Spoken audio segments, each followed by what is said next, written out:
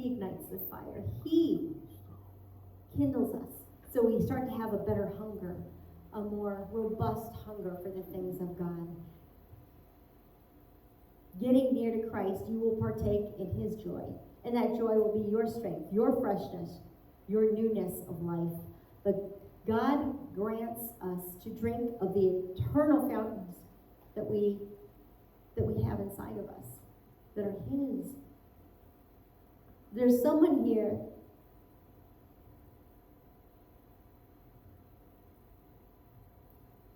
that knows that they live on a low platform in their spiritual life. And they know that the Lord can raise them to a new condition. And I just want to say to you,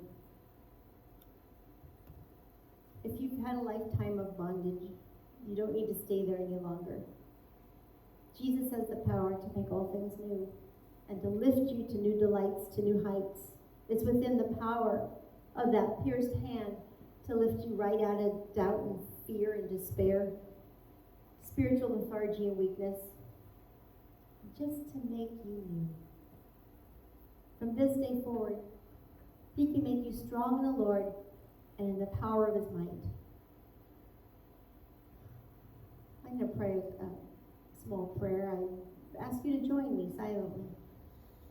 Lord, make your poor, spiritually sick child to be strong in spiritual health. I'm persuaded that the most of us are beggars when we might be millionaires in spiritual things. And here is our strength for rising to a nobler state of mind. Behold, I make all things new. Some of you might say, I don't know what to do. I've had such a hard time lately. Everything seems to have gone wrong. My family's a mess. My business is a mess. My health is in danger. I dread the coming year. In fact, I dread everything. Instead, I encourage you to rest on his words. Behold, I make all things new. The Lord, in answer to believing prayer, and especially in answer to a full resignation to his will, is able to make all God-given surroundings new for you. I've known the Lord to suddenly turn darkness to light, trade away the sackcloth and ashes some of us are wearing because we can't get out of our grief. He trades that. I've seen him change circumstances completely. He can easily change your condition. He can and he does. I've seen him make a harsh and ungodly husband become gentle and gracious. I've seen him bring kids to bow down to the altar that you thought would never even come to church. I've seen him cause businesses to prosper that by no industry or market logic should be prospering. And if he does that, he can surely strengthen. He can strengthen us to bear the burden of our daily cross. It's wonderful how different sometimes things become when it's taken to God. And those of you who have the spirit of control, stop trying to make it all new yourself. You fret, you worry, and you make a burden of yourself, to yourself. Stop that. And in humble prayer, take the matter to God and say, Lord, take control. You said that you make all things new. Make my circumstances new. Because he's certainly able to turn your circumstances. The Lord can also transform those whose souls have been riddled with anxiety. The Lord who makes all things new can hear your prayers.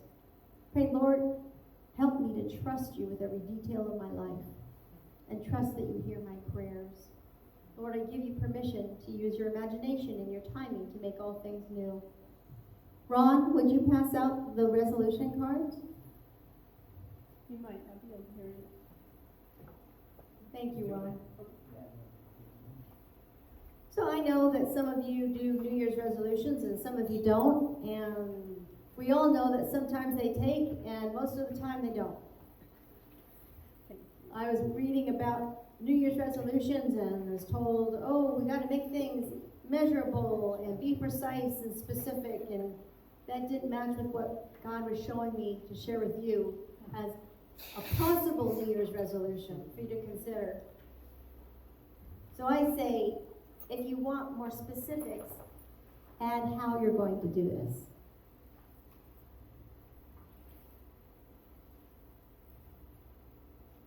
This is our call to action too.